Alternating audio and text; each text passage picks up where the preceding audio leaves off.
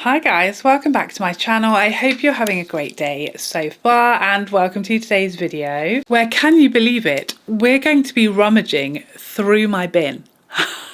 What a treat. But not just any bin, okay, before you disappear. This is my makeup empties bin. These are all of the products that I have fully used up in 2025. We're going to be seeing what was so good that I used it until it was no more.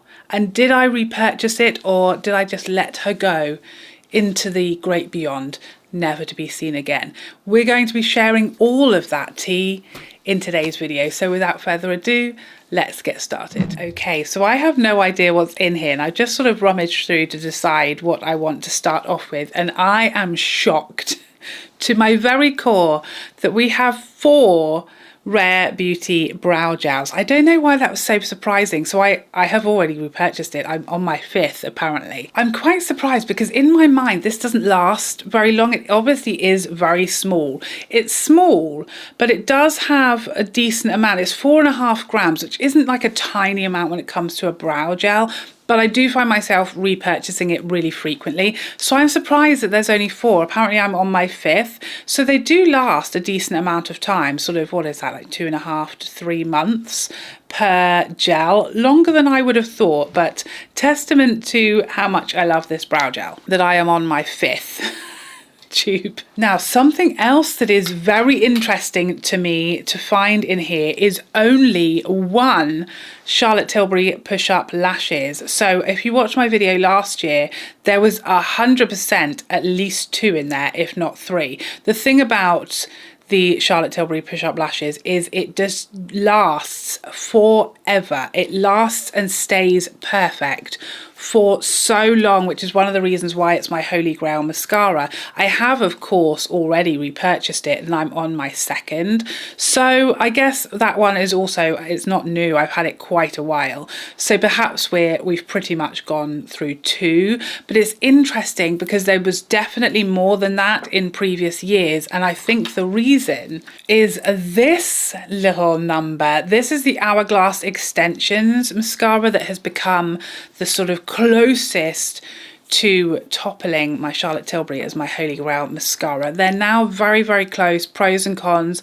neck and neck between the 2. I have 1 black and 1 in the espresso shade, both that I used until they were getting, you know, dry and they were just losing their best performance. That's when I throw my mascaras out, and that can vary. You know, a typical mascara will last for a maximum of 2 months before it starts to be pretty useless. The Charlotte Tilbury, no joke, will last for like 6 months, which is the shelf life, and it actually does last that long, which is unbelievable. I've never experienced a mascara that lasts as long as that, and I would say that I use these as frequently as each other, and I've been through double the number of mascaras from Hourglass as I have from Charlotte Tilbury. I have already repurchased this in the black shade, which I do prefer. I already have a 3rd, and it is quite a fresh 3rd, so I think 2 of these basically got me through the year. And because both of these mascaras last so well and age so well, that's almost a total of just 3 mascaras, but there is 1 more in here, and I think you'll be surprised because it's a mascara I don't talk about a lot, and I don't just use a mascara a few times and then put it in here. You only go in here if I have used you until you are fully gone, until there is no more of you left to be had. So if I used a mascara for like a couple of weeks for review purposes and then it didn't live up to my regular mascaras, it would have gone in the bin once I had all the information I needed to about it, but it wouldn't have gone in here because I didn't use it fully up. So the only other mascara in here is the Too Faced Ribbon Wrapped Lash, which I loved so much that I did use it until it was all gone. But I think I tried this before I discovered the Hourglass. These are both tubing, fibre, whatever you want to call them, mascaras. Is that the same thing? I'm not sure. Somebody tell me in the comment section down below. But they are both that style of mascara that is easy to remove, that doesn't run or stream or smudge even when rained on or when crying. So although I tried and loved this, I then tried the Hourglass, and so I didn't repurchase this because I do prefer the Hourglass in that category. So I went through a total of 4 mascaras this year, 2 of the Hourglass, 1 of this Charlotte Tilbury, and 1 of the Too Faced. All the other mascaras I tried did not make it to be tried until they were all gone. And this one was not repurchased, but these 2 absolutely were. Next up, this is interesting because again, I would have thought that I had gone through more of these, but it's the Benefit Precisely My Brow Detailer, which is my go-to eyebrow pencil. I have already repurchased this, but I would have thought I would have used more than 3 in the year. But I think what happened again is I tried the Lisa Eldridge pencil this year, which I've been really loving, and also I really liked the new Benefit brow pen, so I went through a phase of using that, and I also went through a phase of really trying to make myself use it and learn how to use it properly and like it. So I did use that and sort of experiment with it for quite a long time, so I guess maybe that's why. But I thought these, you know, I went through these in a few weeks, so it's interesting to know that I only used up 2. Very intriguing. I would have thought it would have been more, but I have certainly already repurchased one of those from Benefit, my all-time favorite brow pencil, and will probably continue to do so. Next up, a Pat McGrath setting powder. This is the lightest, it's like the white shade, the light shade of her pressed setting powder. I don't really use this anymore. I'm currently using up my previous ones by setting my concealer on my eyes as I prep for eyeshadow with this powder, but I don't use it under my eyes or for concealer anymore because I prefer the Givenchy. I haven't repurchased this shade, the light shade, which is what I used to use under my eyes because I do prefer the yellow, but I don't think I would repurchase that specific powder at all because I just have found that I prefer the Givenchy. We went through 1 full Tom Ford Soft Matte primer this year. Of course, I repurchased it. It's my holy grail primer. I absolutely love it. Intriguing because again, I think last year I went through 2 of these, but the reason I only went through 1 of those this year is because, if you remember, my Shade Illuminate Tom Ford foundation it was one of my goals this year to use this fully up, which I have done. So we had 1 each of the Tom Ford primers.